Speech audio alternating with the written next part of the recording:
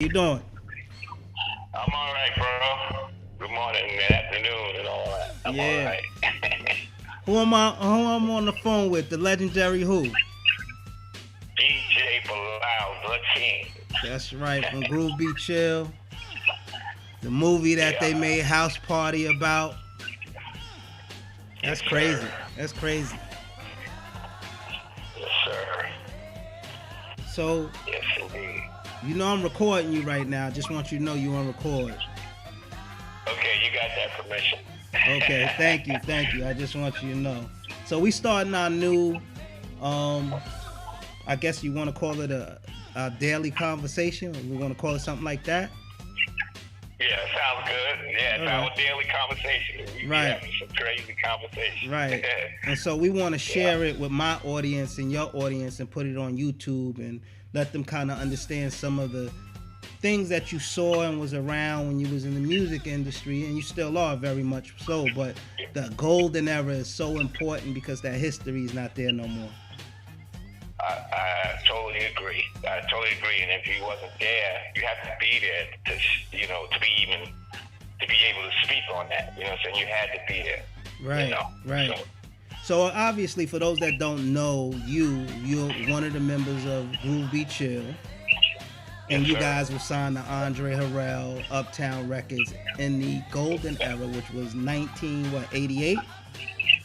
No, 80. We signed with Uptown in 86. 86. Yeah, 86. Mhm. And so the project didn't come out until when? It actually came out in 86, so we signed with them through OT Fresh by the way of our boy Nate Tinsley, a producer out Long Island. Right, He right, actually finished the project. When he signed us, we was the last group to get the deal, through. right, So as soon as we signed, we went straight into the studio, bro. We right. went from lifting me and Chill, my partner. Me and him was. And hold on, lifting because they boxes. might not know who Chili Dog is, but let them know what Chili Dog is doing today, so they get familiar with him. Oh man, Chili Dog is AKA Down Chill Mitchell. Right. And today he has two shows. He's got one on CBS, NCIS, New Orleans, and the other one he just got over this summer is Fear the Walking Dead. Yeah, he plays Wendell, right? Wendell, Yeah. Wendell, yeah, he's crazy, and he got the crazy chair killing zombies and stuff. Yeah, Yeah, but me and him, we grew up together in Wyandanch. You know what I'm saying? right. So right. we went to school together since fifth and sixth grade. So that was my guy, coming up. So And then you also grew up with Rakim, right? You guys grew up with Rakim, sir. Freddy Foxx. Yes, sir. Freddy Foxx and from North Babylon. Who else? Too Poetic, Right.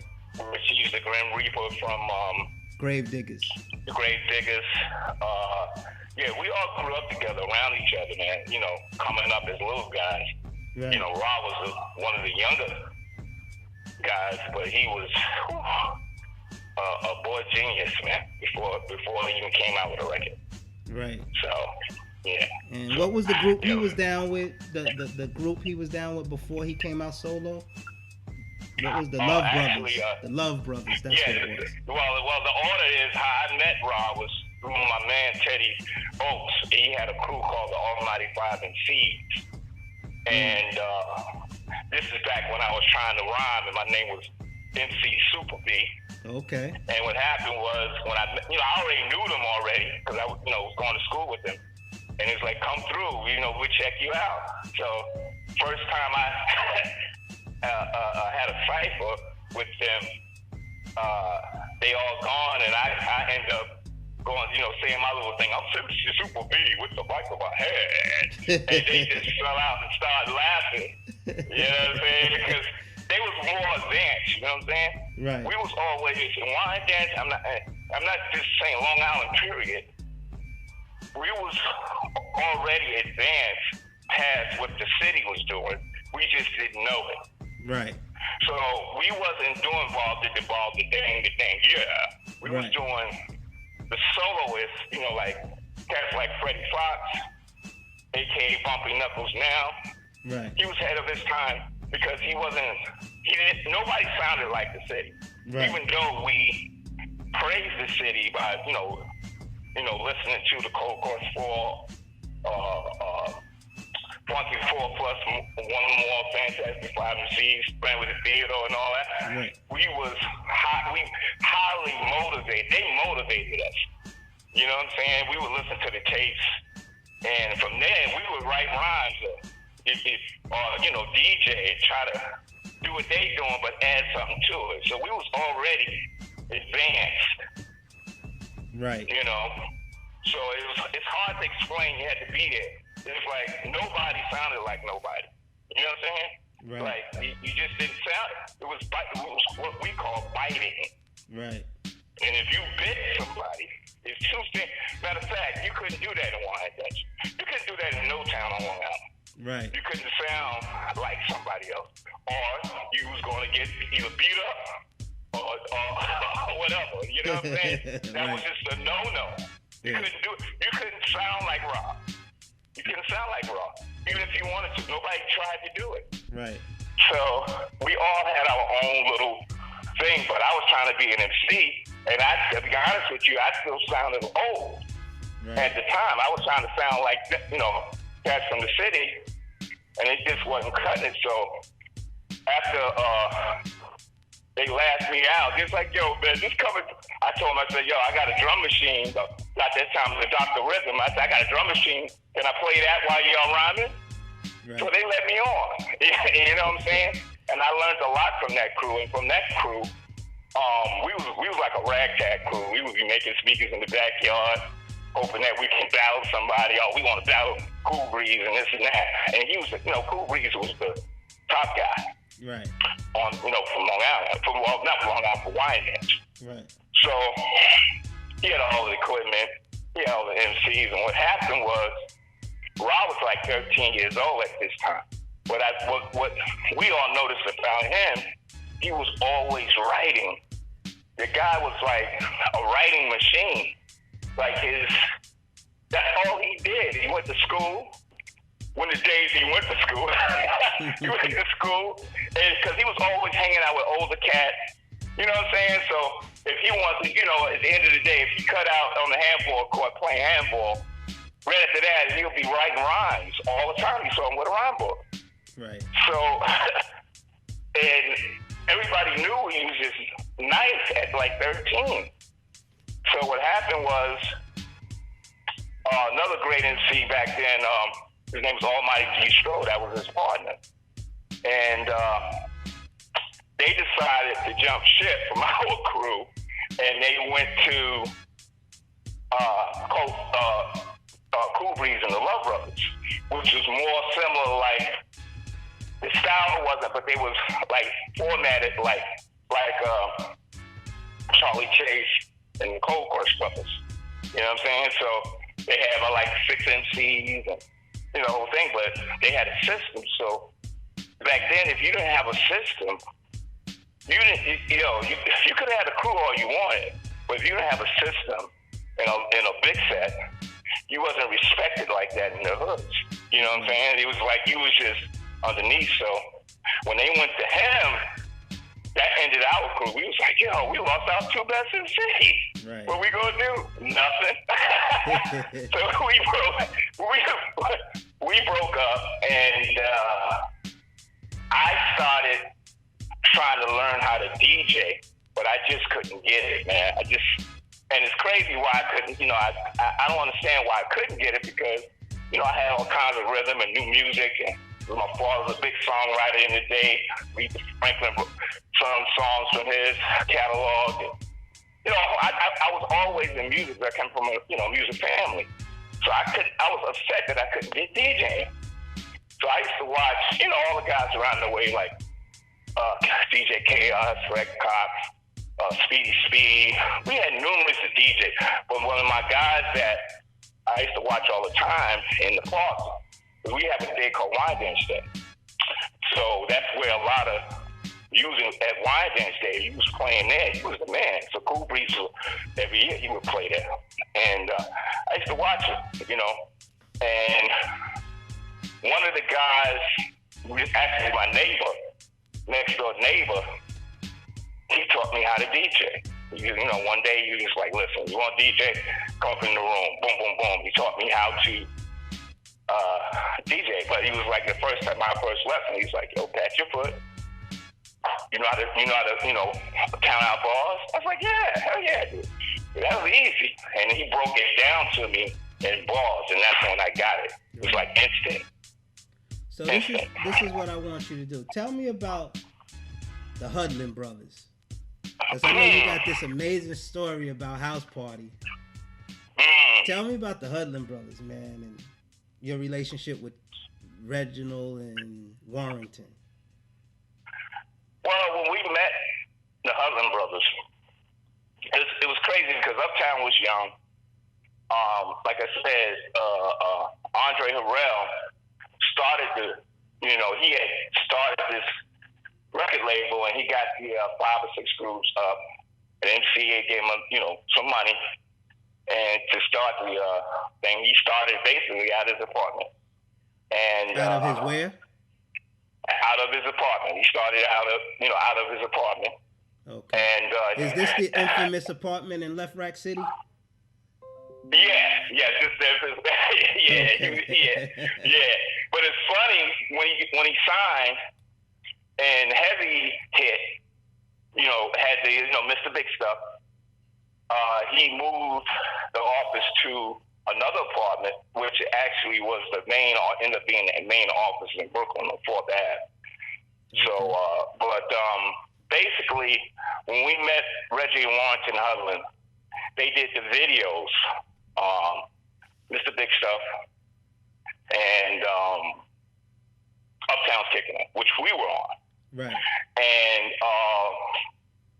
soon as we met them, see, we was the type of group, we would take it over. We would go in and we was in battle mode all the time. You know what I'm saying? That's how we was brought up. So it wasn't no slacking. We knew we had groups in front of us. So we had to make sure that Andre saw us. You know what I'm saying? So everything we did was planned. You know what I'm saying? It was like we was dangerous, man. We wasn't like the best. We didn't have the best MCs and all that, but we was a team, so we worked together. We would sit down like, yo, Uptown had a thing about. Matter of fact, Uptown had a premiere party where they showed all the groups for the first time. Everybody was there, Marley Marl, Mr. Magic, God bless him, the whole industry, and we had it at the Cotton Club. So we downstairs in my basement, and we like, yo, how can we outdo all the other groups and shine? Boom, Chill go, that's Cotton Club. We're going to wear tuxedos, and we're going to have limos. And that's what we did. So Reggie and Warrington saw all this, and they saw something a little bit different in us that the other groups didn't have, even Heavy, he and the boys. We was very, very, very, we just come in and just take over. So that's what we did. They invited us to Heavy D's Mr. Big Stuff video. Right, I seen you have a cameo in there. Right, we had a cameo in there, and that was at the Encore in Queens. Anybody know Queens? The dopest club in Queens at that time was the Encore, one of the dopest. And right off Jamaica Avenue, 165th. So they made it there, and they gave us a little part. They asked me, yo, you got turntables? I was like, yeah, because it was crazy. None of the DJs really had turntables that was down with the Uptown crew but me, and I had a pair of 1200s at the time. And I said, yeah, I got it. Just bought them. Boom, I brought them down there. That's what Eddie used for the turntables. Right. So we was just helpful in trying to get, just do whatever they wanted us to do. You know what I'm saying? So when we got to Uptown's Kicking It video, we got even closer with them.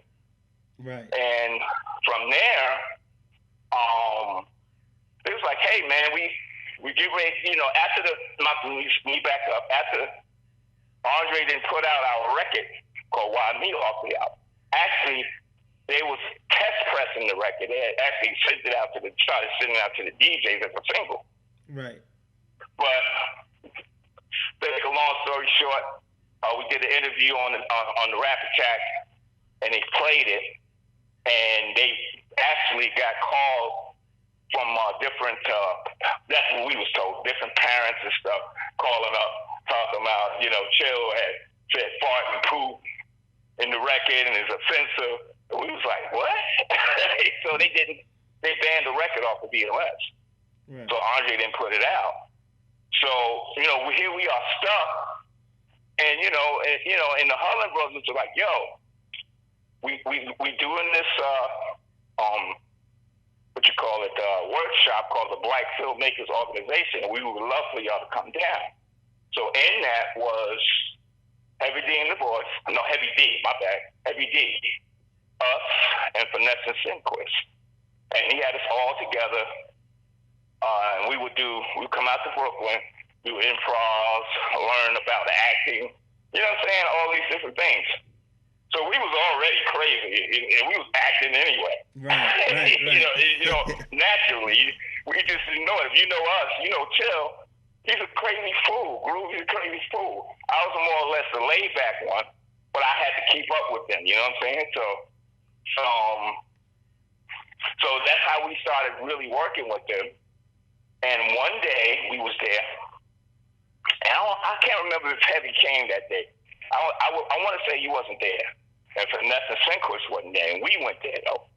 And we was doing improvs, and he was like, hold on, wait a minute. Do that again? He's like, what? What you just did? Me and Chill, we was like acting like we was at one of my house parties.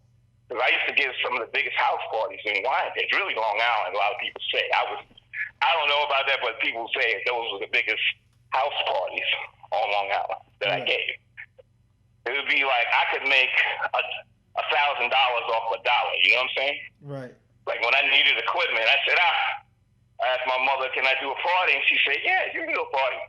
And I would charge $1, no less. I would make no less than $800. Right. At a basement party. You know what I'm saying? So you're talking 1,800 to 800 people coming through the house, believe it or not. Right. So. I heard about your parties, dude. I heard about your parties, Belal. Yeah, it was crazy, man. Right. It was like, the class of '86, which Rob was in, they really sparred those parties, you know what I'm saying? 86, 87, right. 88, 89, a little bit of my crew, 83. Right. But it was basically the class of '86. I used to call them the mischievous class because they weren't even supposed to be at the parties, you know what I'm saying? But they was there. Right. They were the first ones there. So me and Rob really became a team, a duo. I was his DJ before Eric was. Right. When he found, I met Eric B before Rod did, through Alvin Tony. Big shouts to him. So, at my house, in front of my house. So, to get back to that other, with Reggie from Warrington, we just stopped. He stopped us. He's like, yo, what did you do? And it was like, I want to say it was a routine we was doing about bumping the table. Like, he bumped the table, and I'd be like, yo, what's up, man? Stop. Bump it again. I was like, yo, I ain't going to tell you again. Bump the table. I was like, yo, you bump him up with this. So they'd be like, yo, stop. Do some more. And we would do just different things. And how long was the workshop? Was it weeks? Was it months? How long was it? Yeah, the black filmmakers at the time, they had I want to say they had all of the, there was a full black workshop where writers, cinema people would get together and put ideas together. It was like a black think tank, but in film. So you had people like Spike Lee going through there. You had, different people around the area that was already in the business. So we was, that's how that was, It was like great to see so many ethnic people doing, you wouldn't even think at the time, a lot of those guys became big, you know what I'm saying? Right. Through that organization. So we was a part of that. So But every week we would come back. It's like, yo. And then one day they were just like, yo, we got this idea for a movie, and we want y'all to start it, because they loved us. They loved us because it was like they couldn't understand. I mean, they wanted, to be honest with you, they couldn't understand why we wasn't out and popping like Heavy D was. Right. So they was like trying to give us the push, to give us an avenue for Andre to have something to manage. Cause we was, after the deal, we was just under Uptown for management. We wasn't on the label. Right. So they like, yo, we got this movie. We want y'all to come by to the house and tell us some more about y'all times in house party. And I would tell them all kinds of stories, all my DJ stories, coming up with my man Mike Mitchell leaving me, and in front of my porch with all my equipment outside, and I'm like, yo, we late, we 2 hours late, yo, what? And he come back with 2 girls. It's so crazy. Life is crazy. I just got back in touch with one of the girls that was in that car. Her name is April. And we laughed. She didn't never even known that was about her and her partner. Right. You know what I'm saying? And I just, I cursed everybody out. I was so upset because that whole day I had went to Jamaica Avenue, got set up for the party, got my little clothes. I had a coffin that I bought brand new, put the clothes in the coffin, got on the Long Island train station with the coffin, with the wood coffin, right, ready to go. And this fool late. I want to kill Mike. But those stories we told. The stories like we let somebody we would just do stupid stuff, you know what I'm saying, at parties. And we had all the stories, so me and Chill, we would go around, do different parties. He had parties at his house. It was so much stuff happening at parties. So they used a lot of this for the movie, or ideas for the movie. But what happened was, when we met with them, and when they made the final script, which wasn't the final script, the movie wasn't even called House Party. It was called Cold Waves. That's what it was. Cold Wave. That sounds Don't ask me why. I'm glad they didn't call it Cold Wave. Me either. But when they gave us the script, the movie was playing Chill, which Groove played Groove, and I played DJ Belal. Right. And the references to different things was all what we told them in the first place. And they added other things to it, like different characters. Right. But at that time, the character of Full Force wasn't there. Right. Sydney and Shireen, which is Vanessa Senquist, they used their names, and they was the 2 fly girls they was using. Because that's what Sydney Shireen was back then. They were fly girls, you know what I'm saying? So when you saw them, that's the first thing you would think of. So they put them in there. But at the time, I want to say their group was going through different things, so they had stopped coming, But nobody knew. So you saying Finesse and Sequence stopped coming to the workshop? Yeah. To the workshop. Because it was all the way in Brooklyn. They was in Left Rack. Chill had a little car, so we would get, we was coming from Long Island, but we had nothing else to do. You know what I'm saying? It was like, yo, let's go. Right. Even Andre, even though he put us in there and everything, you just let them do what they doing over there. He had no idea. It wasn't like Reggie wanted to say, yo, I want to make a movie on these guys. Right.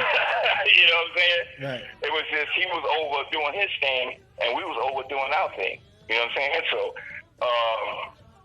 but all those stuff, like all the things like Dragon Breath, all of that came from us because we used to do a routine. Everybody in wine dance know that.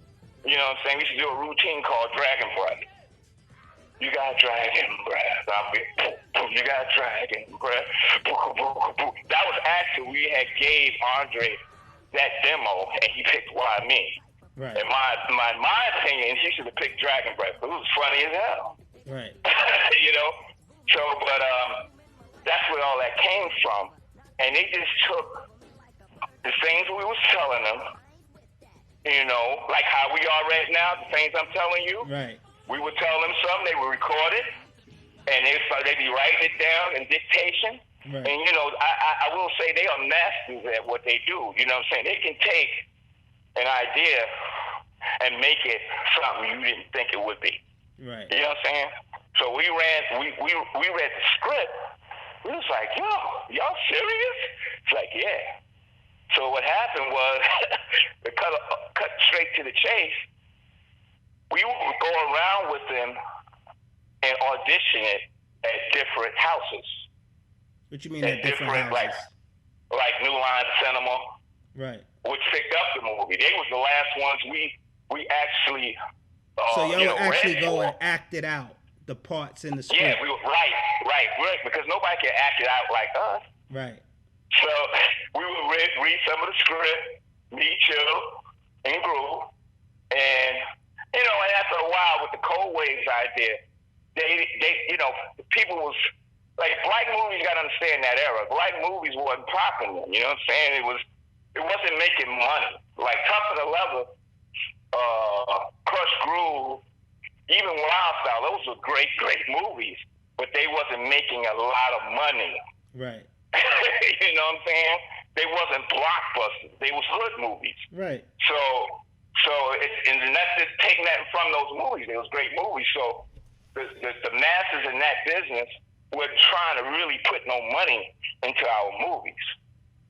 You know what I'm saying? So for us to get it to the point where it's looking like, you know what I'm saying, Die Hard. Like, you know. So it takes money to do that. You know, that's what a lot of people don't understand. It takes a big budget to get a movie. And back then, the budget was huge in that time because you didn't have all this digital stuff now. Right. So it was harder. So you had to play it out. They didn't even have money to even screen shoot it. They didn't have money to put a camera in front of us, and then they shot it that way. So we went straight analog. Right. Y'all just went with it. Right, we just went with it. That's how it was back then. We wanted to get it seen, so, you know, we would do that before, you know, we would go on the weekends, not on the weekends, we would go during the week. Me and Chill were like, yo, they want us to read again. Yo, how we gonna take off? And I'd be like, yo, let's just take off. You know? Right. And we would go and do it, you know? And, so y'all was working jobs at this time. Yeah, we was working jobs, you know what I'm saying? So y'all got jobs, and you're signed to Uptown. Nothing's really happening. So this is what y'all doing at this time. And Heavy D is kind of popping for Uptown Records. Right. And you know, it's all love. Because a lot of people don't understand. I can speak only for my group. I can't speak for no other group and how they felt, but I can speak for my group. And we was very close with Heavy D and the boys. You know what I'm saying? We would go out to Mount Vernon and just hang with them. I was tight at the time with Eddie F. I was there when he would call up Andre, like, yo, I need $10,000 for this. And he would give it to him. I'd be like, yo, hold up. Yo, you know what? I got to get me some turntables. I need another pair of turntables. Yo, Andre, I need it. And, you know, he bought my third pair of turntables, Andre. I was learning the game, so we was learning the game through Heavy, you know what I'm saying? Right. Because we was around him. We met Pete Rock. I was there when Pete Rock when Eddie F gave him his SC-1200 for him to hold. Right. I was there. So we was out there, so we loved Heavy, man. When Troy passed away, God bless him, that was like our brother, man. He was like, that hurt us. We went to the funeral. Right. You know what I'm saying? We was hurt by that. Oh, you know, so I can only speak for us. We love Heavy D and the boys. Right. You know, and I even, you know, Heavy came out to Wine Dance at one of my house parties. Right. But that's the same Quiz came out there. We Rock came out there. It was nothing but love, you know what I'm saying? So, you know, we was never jealous of Heavy. We was trying to make Andre see us as a star group